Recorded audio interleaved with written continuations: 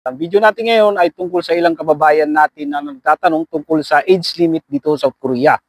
Meron kasing nag-comment na isang kababayan natin, ang sabi niya ay pwede pa raw ba ang 33 years old? Oo naman kabayan, pwedeng-pwede yan.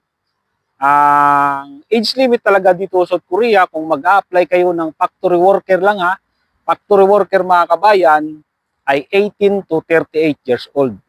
At syempre, ang pinaka-importanting requirements dito ay kailangan nyong mag-aral ng Korean language at kailangan nyong ipasa ang EPS topic exam na pinapagawa sa DMW para kayo ay magtuloy-tuloy sa pag-apply dito sa South Korea ng factory worker. Doon sa mga 38 years old na, kasi kailangan syempre mag-aral ng Korean language, doon sa mga KLC, ay yung ibang 38 years old ay hindi na nila tinatanggap kapag may nag-enroll sa kanila ng 38 years old.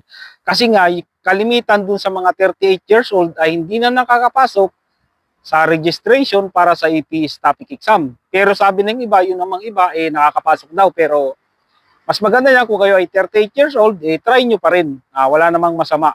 Malay nyo, makapasok kayo sa registration, di syempre, pwede na kayong mag-take ng EPS topic exam.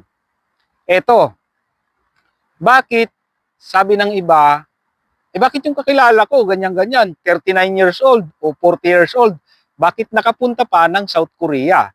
Samantalang ang age limit lang naman talaga dito, kung mag-a-apply kayo dito, ay 38 years old. Yun, magandang tanong yun. Ito, ipapaliwanag ko sa inyo mga kabayan. Kapag kayo ay pumasa na sa EPS topic exam, at pumasa na rin kayo sa Ishihara test, at pumasa na rin kayo sa skill test, at pumasa na rin kayo sa medical at nagkaroon kayo ng approval, yun na. Ibig sabihin, kapag kayo ay may approval, ay yung pangalan ninyo ay nasa list na ng pamimilian dito sa South Korea. Approval, ibig sabihin, yung application ninyo ay nandito na sa HRD Korea at kasama na kayo sa pamimilian ng mga employer dito kapag nangailangan ng tao.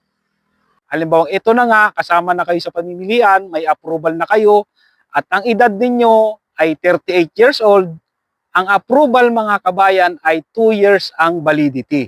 Kaya 2 years kayong mag-iintay ng employer. Ngayon, halimbawang halos mag 2 years na kayong nag-iintay ng employer, syempre, 38 years old kayo, ibig sabihin 2 years, halos mag 2 years, ibig sabihin nun, yung iba sa inyo ay 39 o 40 years old na. Ayun, ganun ang nangyayari. Kaya hanggat may approval, may pag-asang magka-employer, may pag-asang masilik ng employer dito sa South Korea. Kaya halimbawa, matagal yung pag-iintay ninyo, halimbawa inabot kayo ng 1.5 years, ibig sabihin, baka magpo 40 years old na kayo nun. Kaya ganun ang nangyayari. Yung iba ay nasisilik ay 39 o 40 years old na. Example ko na lang itong sa akin. Pumasa ako sa exam at nagkaroon ako ng approval ay 36 years old. Tapos naghintay ako ng employer ng 1 year and 3 months bago ako nagka-employer. Ang edad ko na noon ay 38 years old. Kaya ako ay na-hired ng amo ko sa edad na 38 years old.